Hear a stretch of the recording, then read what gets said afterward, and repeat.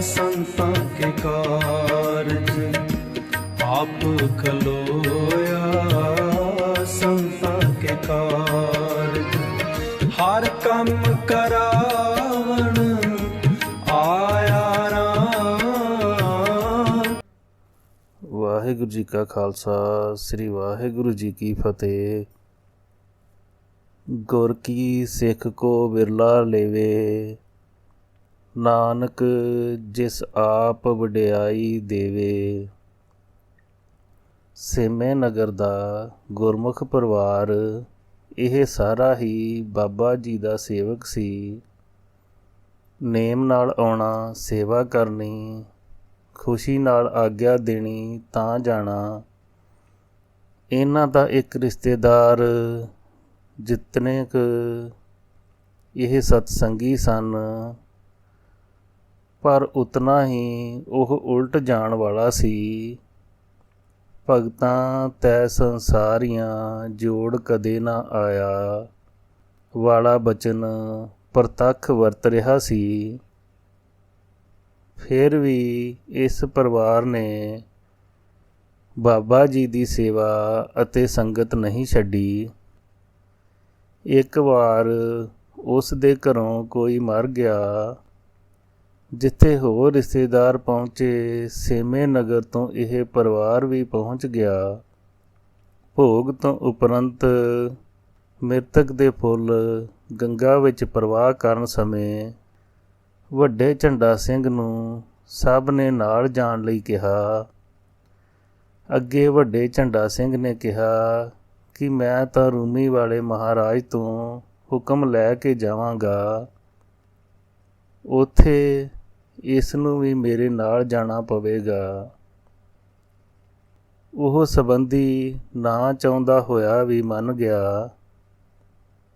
ਤੁਰਨ ਸਮੇਂ ਵੱਡਾ ਝੰਡਾ ਸਿੰਘ ਤੇ ਦੂਸਰਾ ਉਹ ਪ੍ਰੇਮੀ ਬਾਬਾ ਜੀ ਪਾਸ ਪਹੁੰਚੇ ਅਤੇ ਸਾਰੀ ਵਿਥਿਆ ਦੱਸ ਕੇ ਆਗਿਆ ਮੰਗੀ ਤਾਂ ਹਜ਼ੂਰ ਨੇ ਬਚਨ ਕੀਤਾ, ਸ਼ੁੱਧ ਹੈ, ਜਾਓ, ਪਰ ਆਪਣੀ ਮਰਿਆਦਾ ਕਰਕੇ। ਵੱਡਾ ਝੰਡਾ ਸਿੰਘ ਨੇ ਤਾਂ ਉਸੇ ਵੇਲੇ ਸਾਰੀ ਸਰਾ ਕਰਵਾ ਲਈ, ਪਰੰਤੂ ਉਹ ਪ੍ਰੇਮੀ ਨਾ ਮੰਨਿਆ। ਬਾਬਾ ਜੀ ਪਾਸ ਇਹ ਗੱਲ ਪਹੁੰਚੀ ਤਾਂ ਹਜ਼ੂਰ ਨੇ ਬਚਨ ਕੀਤਾ, ਸਾਡੀ ਮਰਿਆਦਾ ਕਰਵਾਏ ਬਿਨਾ ਅਸੀਂ ਨਹੀਂ ਜਾਣ ਦੇਣਾ। ਫਿਰ ਝੰਡਾ ਸਿੰਘ ਨੇ ਉਸ ਨੂੰ ਸਮਝਾਇਆ, ਜੇ ਤਾਂ ਮੈਨੂੰ ਨਾਲ ਲੈ ਜਾਣਾ ਹੈ ਤਾਂ ਤੂੰ ਆਪਣੀ ਸ਼ਰ੍ਹਾ ਕਰਵਾ ਲੈ, ਨਹੀਂ ਤਾਂ ਮੈਂ ਨਹੀਂ ਜਾਣਾ। ਫਿਰ ਰਿਸ਼ਤੇਦਾਰਾਂ ਨੇ ਸਾਰੀ ਮਰਿਆਦਾ ਅਣਮੰਨੇ ਜਿਹੇ ਚਿੱਤ ਨਾਲ ਕਰਾਈ। ਹਜ਼ੂਰ ਨੇ ਬਚਨ ਕੀਤਾ, ਬੱਧਾ ਚੱਟੀ ਜੋ ਭਰੇ, ਨਾ ਗੁਣ ਨਾ ਉਪਕਾਰ, ਸੇਤੀ ਖੁਸ਼ੀ ਸਵਾਰੀਐ, ਨਾਨਕ ਕਾਰਜ ਸਾਰ। ਜਾਓ, ਸ਼ੁੱਧ ਹੈ, ਪਰ ਝੰਡਿਆ ਤੂੰ ਇਸ ਦੇ ਨਾਲ ਜਾ ਕੇ ਗੰਗਾ ਤੋਂ ਹੋਰ ਪਾਸੇ ਇਸ ਨੂੰ ਫਿਰਨ ਦੇਵੀਂ, ਤੂੰ ਨਹੀਂ ਜਾਣਾ ਅੱਗੇ। ਇਹ ਜਾਣੇ ਜਾਂ ਉਹ ਜਾਣਨ ਜਾਂ ਅਸੀਂ ਜਾਣੀਏ। ਉਪਰੰਤ ਵੱਡੇ ਝੰਡਾ ਸਿੰਘ ਨੇ ਸਤ ਬਚਨ ਕਿਹਾ ਤੇ ਚੱਲ ਪਏ। ਗੰਗਾ ਫੁੱਲ ਧਾਰ ਕੇ ਰਾਤ ਰਹਿਣ ਵਾਸਤੇ ਸਰਾਂ ਵਿੱਚ ਜਾ ਰਹੇ ਸਨ। ਸ਼ਾਮ ਨੂੰ ਇਸ ਨੇ ਵੱਡੇ ਝੰਡਾ ਸਿੰਘ ਨੂੰ ਕਿਹਾ ਕਿ ਆਪਾਂ ਫੇਰ ਤੁਰ ਆਈਏ। ਤਾਂ ਵੱਡੇ ਝੰਡਾ ਸਿੰਘ ਨੇ ਕਿਹਾ, ਮੈਨੂੰ ਮਹਾਰਾਜ ਦਾ ਹੁਕਮ ਨਹੀਂ, ਮੈਂ ਨਹੀਂ ਜਾ ਸਕਦਾ। ਫਿਰ ਉਹ ਇਕੱਲਾ ਹੀ ਇੱਕ ਪਾਸੇ ਚਲਾ ਗਿਆ। ਫਿਰਦਾ ਫਿਰਦਾ ਗੰਗਾ ਤੋਂ ਦੂਰ ਜੰਗਲ ਵਾਲੇ ਪਾਸੇ ਨਿਕਲ ਗਿਆ। ਇੱਥੇ ਦਿਨ ਵੀ ਛਿਪ ਗਿਆ। ਅਣਜਾਣ ਬੰਦਾ ਹੋਣ ਕਰਕੇ ਰਸਤਾ ਭੁੱਲ ਗਿਆ। ਪਿੱਛੇ ਮੁੜਨ ਦੀ ਥਾਂ ਕਿਸੇ ਹੋਰ ਪਾਸੇ ਨੂੰ ਹੋ ਤੁਰਿਆ। ਅੱਗੇ ਜੰਗਲ ਅਤੇ ਪਿੱਛੇ ਕੁਝ ਨਾ ਦਿਸੇ। ਖੜਾ ਹੋ ਕੇ ਸੋਚ ਰਿਹਾ ਸੀ ਕਿ ਕੀ ਕਰਾਂ। ਇਤਨੇ ਨੂੰ ਜੰਗਲ ਵੱਲੋਂ ਕੁਝ ਮਨੁੱਖ ਹੱਥ ਵਿੱਚ ਮਸ਼ਾਲਾਂ ਲੈ ਕੇ ਆਪਣੇ ਵੱਲ ਨੂੰ ਆਉਂਦੇ ਵੇਖ ਕੇ ਇਹ ਵੀ ਉੱਥੇ ਹੀ ਖੜਾ ਹੋ ਗਿਆ। ਇਤਨੇ ਸਮੇਂ ਵਿੱਚ ਉਹ ਦੋ ਵੀ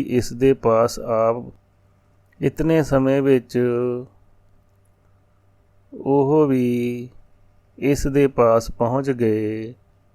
ਇੱਕ ਆਪਣੇ ਨਾਲ ਦੇ ਸਾਥੀ ਨੂੰ ਪੁੱਛਦਾ ਹੈ, ਇਹ ਕੌਣ ਹੈ?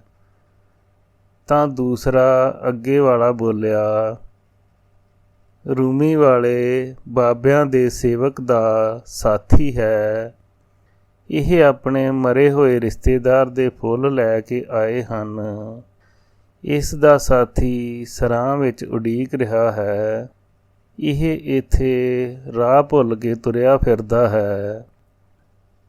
ਇਸ ਨੇ ਇਹ ਗੱਲ ਸੁਣੀ ਤਾਂ ਹੈਰਾਨ ਹੋ ਗਿਆ।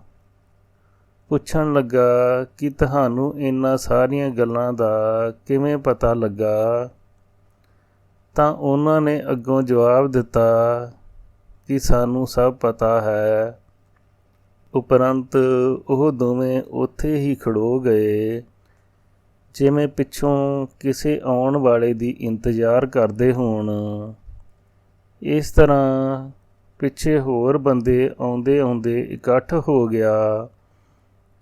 ਸਾਰੇ ਚੱਲਦੇ ਗੰਗਾ ਕਿਨਾਰੇ ਅੱਪੜ ਗਏ ਅਤੇ ਆਪਸ ਵਿੱਚ ਹੱਸਦੇ ਰਹੇ, ਜਿਵੇਂ ਬੜੀ ਖੁਸ਼ੀ ਦੇ ਸਮੇਂ ਵਿੱਚ ਜਾ ਰਹੇ ਹੋਣ। ਉਹ ਤਾਂ ਸਾਰੇ ਇੱਥੇ ਖਲੋ ਗਏ ਅਤੇ ਇਸ ਨੂੰ ਤੁਰ ਜਾਣ ਲਈ ਆਖਿਆ। ਇਸ ਨੇ ਕਿਹਾ, ਤੁਸੀਂ ਮੇਰੇ ਨਾਲ ਚੱਲੋ। ਇੱਥੇ ਕੋਈ ਰਹਿਣ ਵਾਲੀ ਥਾਂ ਤਾਂ ਹੈ ਨਹੀਂ। ਉਹਨਾਂ ਨੇ ਕਿਹਾ ਕਿ ਅਸੀਂ ਇੱਥੇ ਹੀ ਰੁਕਣਾ ਹੈ, ਤੂੰ ਅੱਗੇ ਚੱਲਿਆ ਜਾ। ਫਿਰ ਇਸ ਨੇ ਪੁੱਛ ਹੀ ਲਿਆ ਕਿ ਤੁਸੀਂ ਮੈਨੂੰ ਆਪਣਾ ਵੀ ਕੁਝ ਦੱਸੋ। ਤਾਂ ਉਹਨਾਂ ਨੇ ਅੱਗੋਂ ਜਵਾਬ ਦਿੱਤਾ, ਅਸੀਂ ਸਵੇਰੇ ਦੁਪਹਿਰ ਤੱਕ ਇੱਥੇ ਠਹਿਰਨਾ ਹੈ। ਇੱਥੋਂ ਇੱਕ ਬੰਦੇ ਨੂੰ ਨਾਲ ਲੈ ਕੇ ਪਿੱਛੇ ਮੁੜ ਜਾਣਾ ਹੈ। ਇਤਨੀ ਗੱਲ ਸੁਣ ਕੇ ਇਸ ਨੂੰ ਕੁਝ ਭੈ ਜਿਹਾ ਆਇਆ ਤੇ ਉਹਨਾਂ ਵੱਲ ਵੇਖਿਆ ਤਾਂ ਹੋਰ ਵੀ ਸਹਿਮ ਗਿਆ। ਅਖੀਰ ਇੱਕ ਜਣੇ ਨੇ ਉਹਨਾਂ ਵਿੱਚੋਂ ਹੱਸ ਕੇ ਕਿਹਾ, ਕੰਮ ਨਬੇੜੋ, ਇਸ ਨੂੰ ਹੀ ਲੈ ਚੱਲੋ। ਦੂਜੇ ਨੇ ਕਿਹਾ, ਓਏ ਨਹੀਂ, ਇਹ ਰੂਮੀ ਵਾਲੇ ਬਾਬਿਆਂ ਦੇ ਸੇਵਕ ਨਾਲ ਆਇਆ ਹੈ, ਤਾਂ ਹੀ ਇਸ ਨੂੰ ਛੱਡਣ ਆਏ ਹਾਂ ਤੇ ਹੁਣ ਤੱਕ ਜਿਉਂਦਾ ਹੈ। ਫਿਰ ਇਸ ਨੂੰ ਘੂਰ ਕੇ ਕਿਹਾ, ਜੇ ਕੁਝ ਵੇਖਣਾ ਹੈ ਤਾਂ ਦੁਪਹਿਰੇ ਇੱਥੇ ਆ ਜਾਈਂ, ਹੁਣ ਇੱਥੋਂ ਤੁਰਦਾ ਹੋ। ਫਿਰ ਇਹ ਤੁਰ ਤਾਂ ਪਿਆ, ਪਰ ਮਨ ਵਿੱਚ ਬੜਾ ਡਰ ਸੀ। ਸਰਾਂ ਵਿੱਚ ਆ ਕੇ ਵੱਡੇ ਝੰਡਾ ਸਿੰਘ ਨੂੰ ਸਾਰੀ ਗੱਲ ਦੱਸੀ। ਵੱਡੇ ਝੰਡਾ ਸਿੰਘ ਨੇ ਹੱਸ ਕੇ ਕਿਹਾ, ਇਹ ਤਾਂ ਕੋਈ ਛਲ ਹੈ। ਤੇ ਸਾਰੀ ਰਾਤ ਡਰਦੇ ਤੇ ਜਾਗਦੇ ਹੋਏ ਨੇ ਬਤੀਤ ਕੀਤੀ। ਦਿਨ ਚੜ੍ਹੇ ਗੰਗਾ ਤੇ ਇਸ਼ਨਾਨ ਕਰਨ ਗਏ। ਉੱਥੇ ਖੜਾ ਹੀ ਹੱਥ ਨਾਲ ਇਸ਼ਾਰਾ ਕਰਕੇ ਝੰਡਾ ਸਿੰਘ ਨੂੰ ਦੱਸਣ ਲੱਗਾ ਅਤੇ ਨਾਲ ਹੀ ਕਿ ਮੇਰੇ ਨਾਲ ਤੂੰ ਹੁਣੇ ਹੀ ਚੱਲ। ਅੱਗੋਂ ਵੱਡਾ ਝੰਡਾ ਸਿੰਘ ਨੇ ਜਵਾਬ ਦਿੱਤਾ, ਮੈਨੂੰ ਮਹਾਰਾਜ ਨੇ ਤੇਰੇ ਨਾਲ ਗੰਗਾ 'ਤੇ ਇਸ਼ਨਾਨ ਕਰਨ ਲਈ ਹੁਕਮ ਕੀਤਾ ਹੈ। ਹੋਰ ਕਿਸੇ ਪਾਸੇ ਕਿਸੇ ਕੰਮ ਮੈਂ ਤੇਰੇ ਨਾਲ ਨਹੀਂ ਜਾਣਾ। ਉਪਰੰਤ ਦੋਵੇਂ ਸਰਾਂ ਵਿੱਚ ਪਹੁੰਚ ਗਏ। ਦੁਪਹਿਰੇ ਉਹ ਇਕੱਲਾ ਹੀ ਗੰਗਾ ਦੇ ਕਿਨਾਰੇ ਉਸ ਪਾਸੇ ਨੂੰ ਹੋ ਤੁਰਿਆ। ਲੋਕਾਂ ਦੀ ਆਵਾਜਾਈ ਹੋ ਰਹੀ ਹੈ। ਇਹ ਤੁਰਿਆ ਜਾ ਰਿਹਾ ਹੈ। ਅਗਲੇ ਪਾਸੇ ਤੋਂ 3-4 ਊਠ ਤੁਰੇ ਆ ਰਹੇ ਹਨ। ਪਿੱਛੋਂ ਇੱਕ ਨੌਜਵਾਨ ਲੜਕਾ ਇਸ ਦੇ ਬਰਾਬਰ ਤੋਂ ਹੋ ਕੇ ਆ ਗਿਆ। ਉਹ ਊਠ ਵੀ ਨੌਜਵਾਨ ਦੇ ਬਰਾਬਰ ਪਹੁੰਚ ਗਏ। ਹੋਰ ਸਭ ਊਠ ਅੱਗੇ ਲੰਘ ਗਏ ਅਤੇ ਪਿਛਲੇ ਊਠ ਨੇ ਲੱਤ ਚਲਾਈ। ਉਸ ਮੁੰਡੇ ਦੇ ਢਿੱਡ ਵਿੱਚ ਵੱਜੀ ਅਤੇ ਨੌਜਵਾਨ ਉੱਥੇ ਹੀ ਡਿੱਗ ਪਿਆ ਤੇ ਰੌਲਾ ਮਚ ਗਿਆ। ਸਭ ਲੋਕ ਰਾਮ ਰਾਮ ਕਰਨ ਲੱਗ ਪਏ। ਉੱਥੋਂ ਇਸ ਨੇ ਪਾਣੀ ਵਿੱਚੋਂ ਚੂੜੀ ਭਰ ਕੇ ਰਾਮ ਰਾਮ ਕਰਦੇ ਨੇ ਮੁੰਡੇ ਦੇ ਮੂੰਹ ਵਿੱਚ ਪਾਈ। ਕੁਝ ਸਮੇਂ ਬਾਅਦ ਨੌਜਵਾਨ ਤਾਂ ਹੋਸ਼ ਵਿੱਚ ਆ ਗਿਆ, ਪਰੰਤੂ ਇਹ ਉੱਥੋਂ ਹੀ ਪਿੱਛੇ ਮੁੜ ਆਇਆ। ਆਉਣ ਸਾਰ ਹੀ ਵੱਡੇ ਝੰਡਾ ਸਿੰਘ ਨੂੰ ਕਹਿਣ ਲੱਗਾ, ਚੱਲ ਚੱਲੀਏ। ਸਟੇਸ਼ਨ 'ਤੇ ਆ ਕੇ ਵੱਡੇ ਝੰਡਾ ਸਿੰਘ ਨੇ ਕਿਹਾ, ਕੁਝ ਪ੍ਰਸ਼ਾਦ ਤਾਂ ਲੈ ਚੱਲ ਘਰ, ਲੋਕੀ ਮੰਗਣਗੇ। ਇਸ ਨੇ ਕਿਹਾ, ਮੈਨੂੰ ਤਾਂ ਕੁਝ ਨਹੀਂ ਸੁੱਝਦਾ, ਤੂੰ ਲੈ ਚੱਲ। ਵੱਡਾ ਝੰਡਾ ਸਿੰਘ ਪ੍ਰਸ਼ਾਦ ਆਦਿਕ ਲੈ ਕੇ ਆਇਆ। ਟਿਕਟ ਲੈ ਕੇ ਰੇਲ ਗੱਡੀ 'ਤੇ ਚੜ੍ਹ ਕੇ ਦੋਵੇਂ ਭੁੱਚੋ ਆਣ ਉਤਰੇ। ਇੱਥੇ ਆ ਕੇ ਝੰਡਾ ਸਿੰਘ ਨੇ ਕਿਹਾ, ਲੈ ਤੂੰ ਅੱਧਾ ਪ੍ਰਸ਼ਾਦ ਲੈ ਕੇ ਆਪਣੇ ਘਰ ਜਾ। ਅੱਗੋਂ ਨਾਲ ਦੇ ਸਾਥੀ ਨੇ ਕਿਹਾ, ਮੈਂ ਵੀ ਤੇਰੇ ਨਾਲ ਹੀ ਰੂਮੀ ਵਾਲੇ ਡੇਰੇ ਤੋਂ ਹੋ ਕੇ ਹੀ ਜਾਊਂਗਾ। ਉਪਰੰਤ ਡੇਰੇ ਪਹੁੰਚੇ ਤਾਂ ਬਾਬਾ ਜੀ ਅੱਗੇ ਰਹਿਰਾਸ ਦਾ ਪਾਠ ਸੁਣ ਰਹੇ ਸਨ। ਅਰਦਾਸ ਤੋਂ ਬਾਅਦ ਵੱਡੇ ਝੰਡਾ ਸਿੰਘ ਨੇ ਆਪਣਾ ਅਤੇ ਆਪਣੇ ਸਾਥੀ ਦਾ ਨਾਮ ਦੱਸ ਕੇ ਹਾਜ਼ਰੀ ਲਵਾਈ। ਫਿਰ ਹੁਕਮ ਅਨੁਸਾਰ ਸਭ ਨੇ ਲੰਗਰ ਛਕਿਆ ਅਤੇ ਨੇਮ ਅਨੁਸਾਰ ਸੇਵਕ ਇਕੱਲਾ ਇਕੱਲਾ ਬਾਬਾ ਜੀ ਦੇ ਕੋਲ ਨਾਮ ਦੱਸ ਕੇ ਜਿੱਥੇ ਕਿਸੇ ਨੂੰ ਹੁਕਮ ਹੁੰਦਾ ਸੀ ਉੱਥੇ ਜਾ ਕੇ ਆਰਾਮ ਕਰਦੇ ਸਨ। ਉਸ ਸਮੇਂ ਹਜ਼ੂਰ ਨੇ ਵੱਡੇ ਝੰਡਾ ਸਿੰਘ ਅਤੇ ਨਾਲ ਦੇ ਸਾਥੀ ਨੂੰ ਹੁਕਮ ਕੀਤਾ, ਤੁਸੀਂ ਆਪ ਬੀਤੀ ਸੁਣਾਓ। ਜੀ ਸਭ ਆਪ ਜੀ ਦੀ ਮਿਹਰ ਹੈ। ਝੰਡਾ ਸਿੰਘ ਤਾਂ ਇਤਨੀ ਬੇਨਤੀ ਕਰਕੇ ਚੁੱਪ ਹੋ ਗਿਆ। ਫਿਰ ਦੂਜੇ ਸਾਥੀ ਨੇ ਆਪਣੇ ਅੱਖੀਂ ਡਿੱਠੀ ਵਾਰਤਾ ਸੁਣਾਈ ਤੇ ਫਿਰ ਪ੍ਰਸ਼ਨ ਕੀਤਾ, ਜੀ ਮੈਨੂੰ ਸਮਝ ਨਹੀਂ ਆਈ। ਹਜ਼ੂਰ ਨੇ ਬਚਨ ਕੀਤਾ, ਤੂੰ ਅੱਜ ਦੀ ਰਾਤ ਇੱਥੇ ਹੀ ਹੈ, ਜਾਗਦਾ ਰਹੀਂ। ਜੋ ਉੱਥੇ ਅੱਗੇ ਹੋਵੇਗਾ ਤੂੰ ਵੇਖ ਲਵੀਂ। ਤੇ ਵੱਡੇ ਝੰਡਾ ਸਿੰਘ ਨੂੰ ਹੁਕਮ ਕੀਤਾ ਕਿ ਤੂੰ ਇਸ ਦੇ ਨਾਲ ਹੀ ਬੈਠਾ ਰਹੀਂ। ਉਪਰੰਤ ਸਭ ਸੇਵਾਦਾਰ ਤਾਂ ਹੁਕਮ ਅਨੁਸਾਰ ਬਰਾਂਡੇ ਦੇ ਅਗਲੇ ਪਾਸੇ ਜਾ ਕੇ ਬੈਠ ਗਏ, ਪਰੰਤੂ ਉਪਰੰਤ ਝੰਡੇ ਦੇ ਸਾਥੀ ਨੇ ਕੀ ਵੇਖਿਆ। ਉਸ ਸਮੇਂ ਰਾਤ ਅਜੇ ਥੋੜ੍ਹੀ ਗਈ ਸੀ ਕਿ ਅੱਗੇ ਕੁਝ ਇਉਂ ਦਿਸ ਰਿਹਾ ਹੈ, ਗੰਗਾ ਦਾ ਕਿਨਾਰਾ ਹੈ, ਹੋਰ ਸਭ ਜੰਗਲ ਉਜਾੜ ਹੈ, ਮਾਮੂਲੀ ਜਿਹੀ ਰੋਸ਼ਨੀ ਹੈ। ਜ਼ਮੀਨ 'ਤੇ ਬੈਠੇ ਹੀ ਉਹ ਮਨੁੱਖ ਜਿਹੇ ਅਫਸੋਸ ਕਰ ਰਹੇ ਹਨ। ਕੋਈ ਕੁਝ ਆਖ ਰਿਹਾ ਹੈ, ਕੋਈ ਕੁਝ। ਉਹਨਾਂ ਵਿੱਚੋਂ ਇੱਕ ਕਹਿੰਦਾ, ਜਿਹੜਾ ਪਹਿਲਾਂ ਆਪਾਂ ਨੂੰ ਮਿਲਿਆ ਸੀ ਉਸੇ ਨੂੰ ਹੀ ਲੈ ਚੱਲਦੇ। ਦੂਸਰਾ ਕਹਿੰਦਾ, ਉਹ ਤਾਂ ਰੂਮੀ ਵਾਲੇ ਬਾਬਿਆਂ ਦੇ ਡੇਰੇ ਜਾ ਕੇ ਉੱਥੇ ਹੀ ਸਾਰੀ ਮਰਿਆਦਾ ਕਰਾ ਕੇ ਆਇਆ ਸੀ। ਉਹਨਾਂ ਦੇ ਸੇਵਕ ਨਾਲ ਹੀ ਗੰਗਾ 'ਤੇ ਆਇਆ ਸੀ।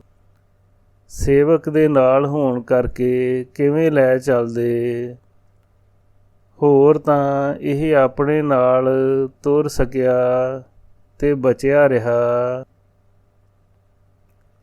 ਉਸ ਨੇ ਮੌਕੇ 'ਤੇ ਹੀ ਰਾਮ ਰਾਮ ਕਰਦਿਆਂ ਉਸ ਦੇ ਮੂੰਹ ਵਿੱਚ ਪਾਣੀ ਪਾਇਆ ਤੇ ਸਾਰੀ ਬਣੀ ਬਣਾਈ ਗੱਲ ਵਿਗੜ ਗਈ। ਸੁਣ ਕੇ ਇਸ ਦਾ ਮਨ ਕੰਬ ਰਿਹਾ ਸੀ। ਇੱਧਰੋਂ ਕੋਠੀ ਮਗਰੋਂ ਬਾਬਾ ਜੀ ਦੀ ਆਵਾਜ਼ ਵਾਹਿਗੁਰੂ ਵਾਹਿਗੁਰੂ ਦੇ ਰੂਪ ਵਿੱਚ ਸੁਣਾਈ ਦਿੱਤੀ। ਇਹ ਸਭ ਕੁਝ ਦਿਸਣੋਂ ਬੰਦ ਹੋ ਗਿਆ। ਸ਼ਬਦ ਸੁਣੇ ਤਾਂ ਦੂਰੋਂ ਭਾਗੈ, ਮਤ ਮਾਰੇ ਹਰ ਜੀਉ ਵੇ ਪਰਵਾਹਾ ਹੈ। ਜੈ ਸਾਧੂ ਗੋਬਿੰਦ ਭਜਨ ਕੀਰਤਨ ਨਾਨਕ ਨੀਤ, ਨਾਹੁ ਨਾਹ ਤੂੰ ਨਾਹ ਛੂਟੇ ਨਿਕਟ ਨਾ ਜਾਇਓ ਦੂਤ। ਦਿਨ ਚੜਿਆ ਤਾਂ ਸਾਰੀ ਸੰਗਤ ਸਮੇਤ ਇਹ ਦੋਨੋਂ ਹੀ ਦਰਸ਼ਨ ਕਰਨ ਆਏ। ਹਜੂਰ ਸਮਾਧੀ ਵਿੱਚ ਸਨ। ਇਸ ਨੇ ਕਾਹਲੀ ਨਾਲ ਚਰਨੀ ਹੱਥ ਲਾਏ। ਹਜੂਰ ਨੇ ਗਰਜਵੀਂ ਆਵਾਜ਼ ਵਿੱਚ ਬਚਨ ਕੀਤਾ, ਕੌਣ ਚਰਨੀ ਹੱਥ ਲਾ ਰਿਹਾ ਹੈ, ਇਸ ਨੂੰ ਹਟਾਓ। ਉਪਰੰਤ ਸੰਤ ਨਰੈਣ ਸਿੰਘ ਜੀ ਨੇ ਰੋਕਿਆ, ਕਿਉਂਕਿ ਹਰ ਇੱਕ ਨੂੰ ਚਰਨੀ ਹੱਥ ਨਹੀਂ ਸੀ ਲਾਉਣ ਦਿੰਦੇ। ਸੰਗਤ ਨੇ ਕਿਹਾ ਕਿ ਮਾਫੀ ਮੰਗ ਲੈ। ਮਾਫੀ ਮੰਗਣ ਉਪਰੰਤ ਬਚਨ ਕੀਤਾ, ਵੇਖ ਲਿਆ ਸਭ ਕੁਝ, ਅਜੇ ਵੀ ਸਮਾਂ ਹੈ। ਅਜਹੂ ਕਛ ਬਿਗੜਿਓ ਨਹੀਂ, ਜੋ ਪ੍ਰਭ ਗੁਣ ਗਾਵੇ। ਇਸ ਨੇ ਬੇਨਤੀ ਕੀਤੀ, ਆਪ ਆਪਣੀ ਬਿਗਾਰੀ ਗਾਰੀ ਆਰਜਾ ਵਿਕਾਰਾਂ ਵਿੱਚ ਭੁੱਲ ਗਿਓ, ਮਨ ਉਰਜਾਇਓ ਤੀਪ ਤਾਪ। ਤਾਪਤ ਹੈ ਮਨ ਤਨ ਸ਼ਾਂਤ ਨਾ ਸੁਪਨ ਮਹਿ, ਲਪਟ ਧਪਟ ਮਨ ਹੋਏ ਨਹੀਂ ਨਾਮ ਜਾਪ। ਜਾਪਤ ਹੈ ਐਸੇ ਜੈਸੇ ਧਸਤ ਜਾਤ ਹੂੰ ਮੈਂ, ਕਰ ਕਰ ਜਾਦ ਮਨ ਬਚਨ ਕਰਮ ਕਰੇ ਪਾਪ।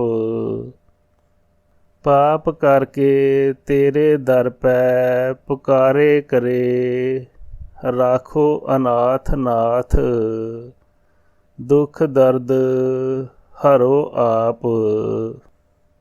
ਉਪਰੰਤ ਹੁਕਮ ਹੋਇਆ ਕਿ ਵਾਹਿਗੁਰੂ ਵਾਹਿਗੁਰੂ ਜਪਿਆ ਕਰ, ਭਲੇ ਕੰਮ ਕਰਿਆ ਕਰ, ਇੱਥੇ ਹਾਜ਼ਰੀ ਭਰਿਆ ਕਰ। ਫਿਰ ਸੇਵਾ ਸਿਮਰਨ ਵੀ ਕਰਦਾ ਰਿਹਾ। ਇਹ ਪ੍ਰਸੰਗ ਵੱਡਾ ਝੰਡਾ ਸਿੰਘ ਸੇਮਾ ਨਿਵਾਸੀ ਤੋਂ ਸੁਣਿਆ ਤੇ ਲਿਖਿਆ। ਸੋ ਬੁਝੇ ਜਿਸ ਆਪ ਬੁਝਾਏ।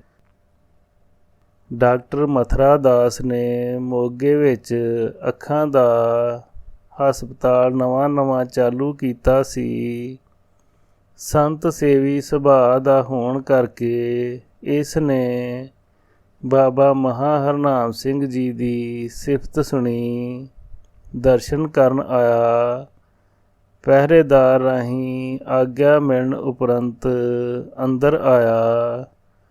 ਉਸ ਸਮੇਂ ਬਾਬਾ ਜੀ ਦੀ ਹਜ਼ੂਰੀ ਵਿੱਚ ਲੰਗਰ ਪੱਕ ਕੇ ਆਇਆ ਸੀ ਤੇ ਨੇਮ ਅਨੁਸਾਰ ਲੰਗਰ ਦੀ ਮਰਿਆਦਾ ਕਰ ਰਹੇ ਸਨ। ਜੋਟੇ ਜੋਟੇ ਪ੍ਰਸ਼ਾਦੇ ਅਤੇ ਦਾਲ ਦੀਆਂ ਕੜਛੀਆਂ ਭਰ ਕੇ ਤੌੜੀ ਵਿੱਚ ਪਾ ਰਹੇ ਸਨ। ਉਸ ਸਮੇਂ ਬਾਬਾ ਜੀ ਪ੍ਰਸ਼ਾਦੇ ਇਉਂ ਨੇੜੇ ਹੋ ਕੇ ਵੇਖ ਰਹੇ ਸਨ, ਜਿਵੇਂ ਨਿਗਾਹ ਬਹੁਤ ਹੀ ਕਮਜ਼ੋਰ ਹੋਵੇ। ਕਈ ਵਾਰ ਪ੍ਰਸ਼ਾਦੇ ਨੂੰ ਬਹੁਤ ਨੇੜੇ ਕਰ ਕਰਕੇ ਵੇਖਿਆ। ਬ੍ਰਹਮ ਗਿਆਨੀ ਕੀ ਦ੍ਰਿਸ਼ਟ ਅੰਮ੍ਰਿਤ ਬਰਸੀ ਦੇ ਕਥਨ ਅਨੁਸਾਰ ਸਾਰੀ ਮਰਿਆਦਾ ਸੰਪੂਰਨ ਹੋਈ। ਹੁਕਮ ਉਪਰੰਤ ਲੰਗਰ ਵਰਤਿਆ। ਸਭ ਨੂੰ ਲੰਗਰ ਛਕਾਉਣ ਦਾ ਹੁਕਮ ਹੋਇਆ। ਉਸ ਸਮੇਂ ਡਾਕਟਰ ਮਥੁਰਾ ਦਾਸ ਵੀ ਪੰਗਤ ਵਿੱਚ ਬੈਠ ਕੇ ਲੰਗਰ ਛਕ ਰਿਹਾ ਸੀ। ਭੋਜਨ ਵੇਖ ਕੇ ਅਤੇ ਛਕ ਕੇ ਅਚਰਜ ਹੋ ਰਿਹਾ ਸੀ। ਫੇਰ ਸਭ ਸੰਗਤ ਸਮੇਤ ਹਾਜ਼ਰੀ ਭਰੀ। ਇਸ ਨੇ ਵੀ ਆਪਣੇ ਆਉਣ ਦਾ ਮਨੋਰਥ ਦੱਸਿਆ ਤੇ ਸੇਵਾ ਮੰਗੀ। ਤਤਕਾਲ ਹੀ ਬਾਬਾ ਜੀ ਨੇ ਇਸ ਨੂੰ ਬਾਹੋਂ ਫੜ ਕੇ ਆਪਣੇ ਨੇੜੇ ਕਰਕੇ ਕੋਠੀ ਦੇ ਬਰਾਂਡੇ ਦੇ ਥਮਰੇ ਵੱਲ ਉਂਗਲ ਕਰਕੇ ਬਚਨ ਕੀਤਾ, ਉਹ ਵੇਖ ਥੰਮ ਉੱਤੇ ਭੂਰੀਆਂ ਕੀੜੀਆਂ ਮੂੰਹ ਵਿੱਚ ਆਂਡੇ ਲਈ ਜਾ ਰਹੀਆਂ ਹਨ। ਕੀ ਤੈਨੂੰ ਦਿਸਦੀਆਂ ਹਨ? ਇਸ ਦੇ ਨਾ ਕਰਨ ਉਪਰੰਤ ਹੁਕਮ ਕੀਤਾ, ਨੇੜੇ ਹੋ ਕੇ ਵੇਖ। ਤੇ ਫਿਰ ਡਾਕਟਰ ਨੇ ਵੀ ਵੇਖਿਆ ਜੋ ਠੀਕ ਸੀ। ਉਪਰੰਤ ਹੱਸ ਕੇ ਬਚਨ ਕੀਤਾ, ਤੂੰ ਆਪਣੀ ਨਿਗਾਹ ਸਾਥੋਂ ਬਣਵਾ ਲੈ, ਕਦੇ ਖਰਾਬ ਨਹੀਂ ਹੋਏਗੀ। ਅਸੀਂ ਤਾਂ ਅਜੇ ਬੁੜੇ ਨਹੀਂ ਹੋਏ। ਇਹ ਇਸ਼ਾਰਾ ਪਰਮਾਰਥ ਦੀ ਸੋਝੀ ਵੱਲ ਸੀ। ਗੁਰਮੁਖ ਬੁੱਢੇ ਕਦੇ ਨਾਹੀਂ ਜਿਨ੍ਹਾਂ ਅੰਤਰ ਸੁਰਤ ਗਿਆਨ। ਇਸ ਨੇ ਅਸਲੀਅਤ ਨੂੰ ਸਮਝ ਕੇ ਝਟ ਖਿਮਾ ਮੰਗ ਲਈ। ਬਚਨ ਹੋਇਆ ਸੁੱਧ ਹੈ। ਫਿਰ ਆਗਿਆ ਮਿਲ ਗਈ। ਇਹ ਬਚਨ ਪੰਡਤ ਹੰਸਰਾਜ ਭੁੱਚੋ ਕਲਾਂ ਤੋਂ ਮਿਲਿਆ। ਸ੍ਰੀ ਵਾਹਿਗੁਰੂ ਜੀ ਕਾ ਖਾਲਸਾ, ਸ੍ਰੀ ਵਾਹਿਗੁਰੂ ਜੀ ਕੀ ਫਤਿਹ।